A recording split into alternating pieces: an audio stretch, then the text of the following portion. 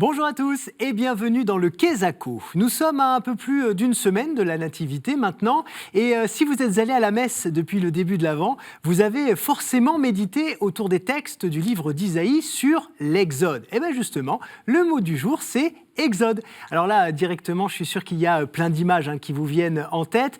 Ça évoque d'ailleurs pour certains d'entre vous l'Exode de 1940. Mais avant d'aller plus loin, regardons notre micro-trottoir.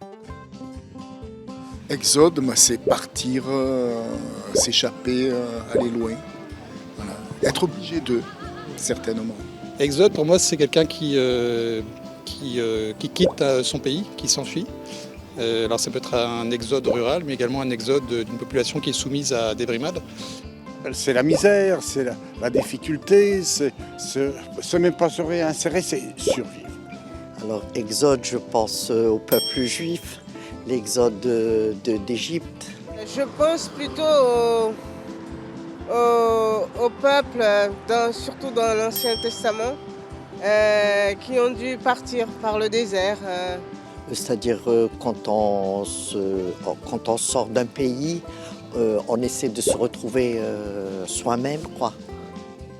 Oui, l'Exode est effectivement associé au peuple juif et à sa sortie d'Égypte. Et même bien plus que de se retrouver, je dirais presque que les Hébreux se sont trouvés tout court pendant ces 40 années dans le désert.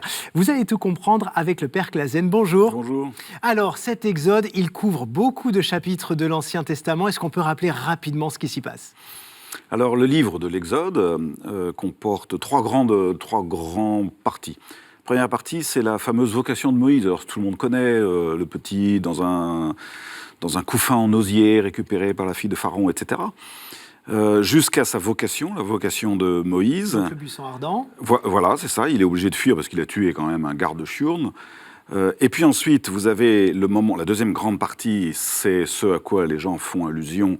C'est évidemment hollywoodien, c'est la sortie d'Égypte, la libération du peuple. Puis vous avez une troisième grande partie, assez importante au point de vue des chapitres, c'est le peuple au désert, avec toute une partie de législation qui concerne d'ailleurs le culte, la tente de la rencontre. Et alors ce livre de l'Exode, qu'est-ce qu'il signifie ? Qu'est-ce qu'il veut dire pour nous chrétiens et aussi pour les juifs évidemment ? Il veut dire principalement qu'un peuple qui reçoit une loi devient peuple, et une bande de fuyards qui accepte de recevoir une loi est libérée. C'est même la règle, je dirais, en anthropologie toute bête, et même sur une cour de récréation. S'il n'y a pas de loi, ça devient l'empoignade. Le chaos. Voilà. Ouais. Donc la loi libère.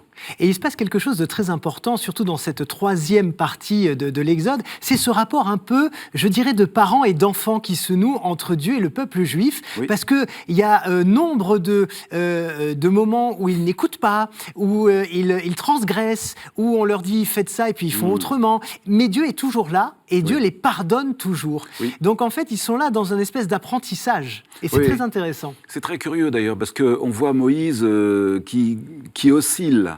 Il y a des fois où il est littéralement agacé par le peuple, d'autres fois où c'est Dieu qui est agacé, et c'est Moïse qui va l'apaiser en quelque sorte. Et donc il y a une sorte en effet de paternité de la part de Moïse. Ce gamin, enfin cette bande de gamins l'énerve, mais il prend soin d'eux. Il est vraiment, il est l'intercesseur. Non seulement c'est le père des lois, les Juifs disent qu'il y a deux grands blocs dans l'Écriture, la loi et les prophètes. La loi, c'est Moïse. Et on se rappelle aussi de l'épisode de la manne, où ils ont faim, et Dieu intervient pour leur redonner à manger, et d'un coup, le peuple juif retrouve la foi, retrouve la confiance en disant en fait, il est vraiment là. Absolument. Mais c'est dingue qu'il faille passer par ça pour que le peuple se mette à croire. Mais non content, 2 chapitres après, ils râlent parce qu'ils en ont marre de manger tous les jours la même chose.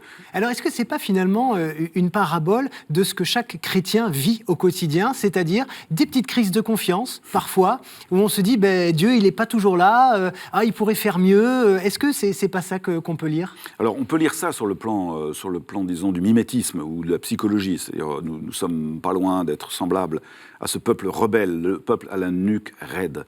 Alors, il y a quelque chose de très important dans la troisième partie, c'est que si Dieu est là, il se tient toujours à distance. Il est toujours insaisissable.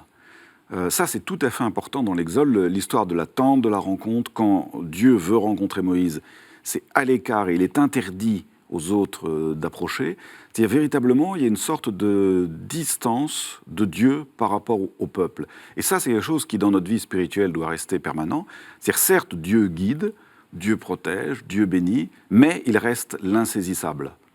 Eh bien, merci beaucoup, Père Clasen, de nous avoir raconté tout cet épisode et puis surtout d'avoir mis des mots sur ce que tout cela signifie. Et merci à vous, chers amis, de nous avoir suivis. On se retrouve très vite sur KTO. Bye bye.